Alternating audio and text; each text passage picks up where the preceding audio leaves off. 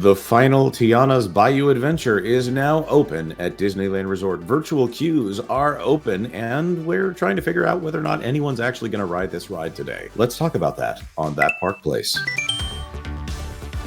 Hello, I am Jonas J. Campbell, an investigative reporter from That Park Place, and here with me is my theme park expert that I go to for all of my Anaheim news, Mr. VashSky. Vash, can you tell me, is it true? Are the rumors true? Have they finally opened Tiana's Bayou Adventure at Disneyland Anaheim?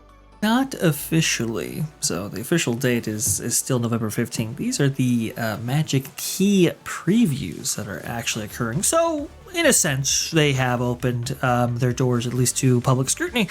And you can, for the low price of enrolling in a virtual queue option, you can ride on Tiana's Bayou Adventure on the West Coast as well. So then let me ask you, did Disneyland release a POV of the entire ride this time? That's what they did at Walt Disney World. No. I have yet to see what this ride looks like on the inside.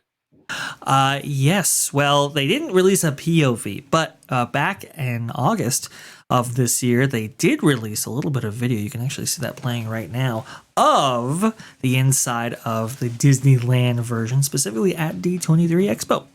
So for the that Imagineering, showcase that they had there, they had a slew of video screens playing some B-roll footage of their various projects currently in production, and one of those included Tiana's Bayou Adventure at Disneyland. You can see some of that here right now. Well, it looks pretty interesting, let's say, but the proof is in the pudding. And obviously, too, how much demand are we actually going to get for this? Well, now we know a little bit about that story as well.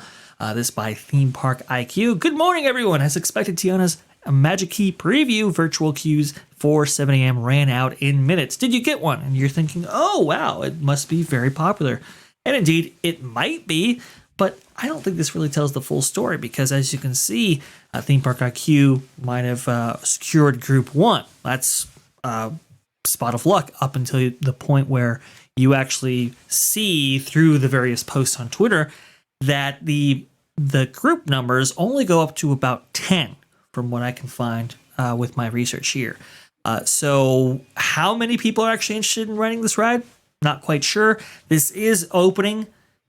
This is really strange because they're doing, it's like cascading previews. They're first starting out with cast member previews earlier in the day, and then later in the day, they're doing these Magic Key previews. So we really don't have any idea what the actual demand actually looks like because I think they're only opening so many slots given the attendance of a partial day. This is fascinating to me because last time, obviously during cast member previews, we got images.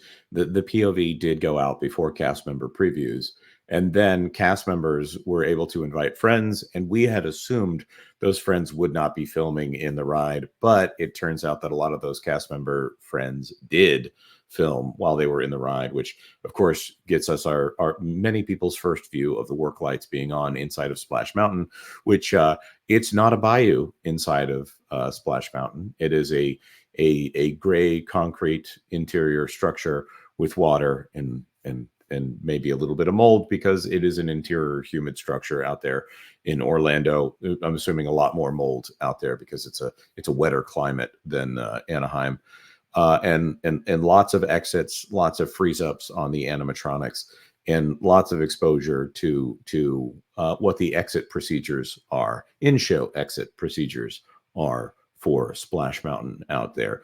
Now, so far, we have not gotten to see what it looks inside of this attraction. I have to wonder if people are being asked to keep it to themselves or if they're having to sign anything to say, no, we're not putting video up, because that Disney crowd usually likes to be the first one to have video. It's a very achievement based kind of a group. So, any thoughts on that, Vash?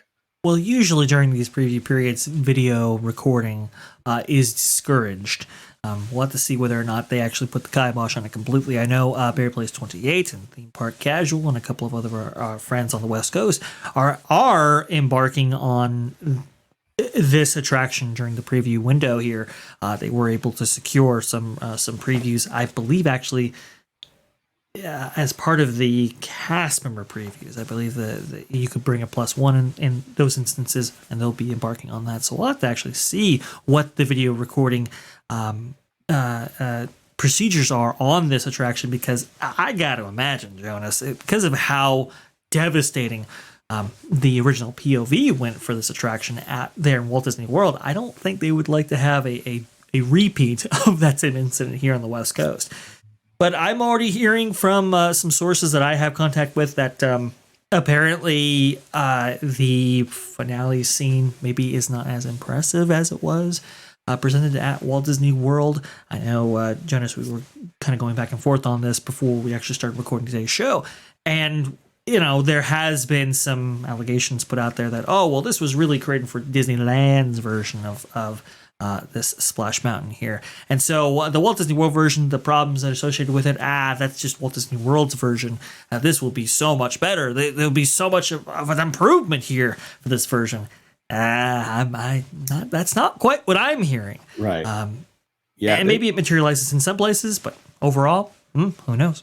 Well, you know, usually when we have those comparisons, you know, Haunted Mansion at Magic Kingdom versus Haunted Mansion at Disneyland, there are better takes on either one. Obviously, the exterior of the Haunted Mansion at Magic Kingdom is better than whatever they have over there at Disneyland. That nice, clean New Orleans plantation out there, or the fact that it is in California as opposed to Orlando, which has the superior theme park, as I often like to bring up.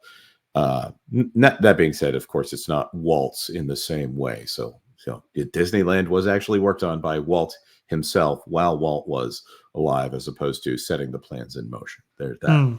So we are expecting there will be some differences between the Anaheim version of Tiana's splash into your mountain versus the Orlando version of it. So invariably, some of those will be perceived as better or worse than the other version.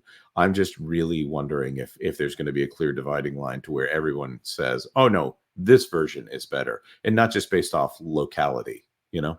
Yeah. Well, I mean, people have their opinions on, like, okay, well, the East Coast version of the Haunted Mansion is better than the West Coast version and all that.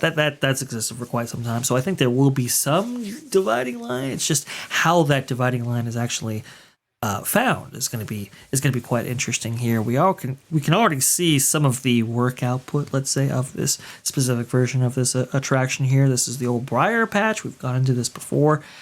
This was the old Indian training post back when this was the Indian Village, and then it obviously changed when it was. This whole area was adapted to Bear Country and then Critter Country and now Bayou Country. So they've had to retheme this, obviously, and it's now we have our first look at how that all went right there. There's Raise Berets. Oh, look at this sign there. It looks like they did away with the original sign, which is quite unfortunate. But you can see right here, not as lush, I would say, as the original.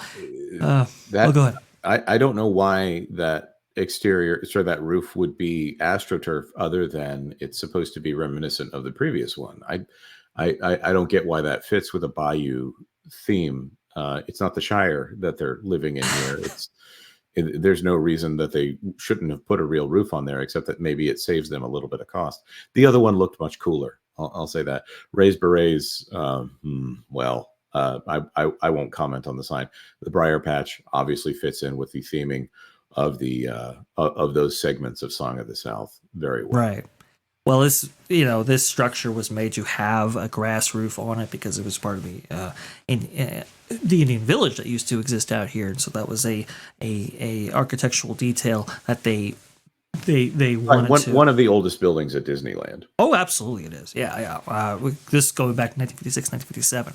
I mean, really, really old for sure, but you can kind of see there.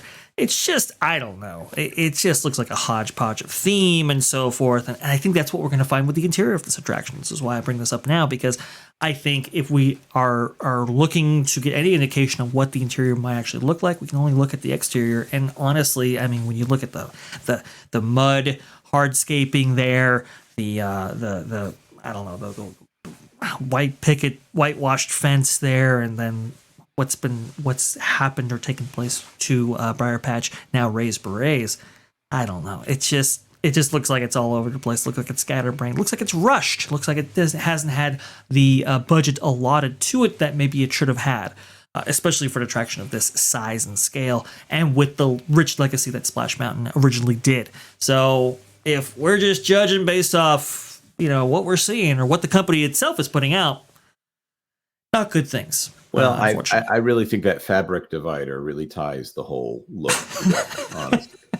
I forgive me for the sarcasm on this one. I'm not holding my breath for that POV to be of better quality. Someone is going maybe Disney actually listened to all of the advice and is not going to do a POV this time.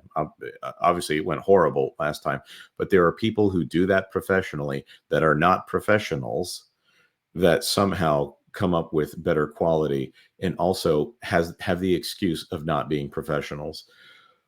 Disney, what are you doing? And maybe we need to stay tuned to the Disney Parks blog here. Of course, we'll be covering that here on That Park Play, should they ever decide to actually show us what's going on inside this attraction.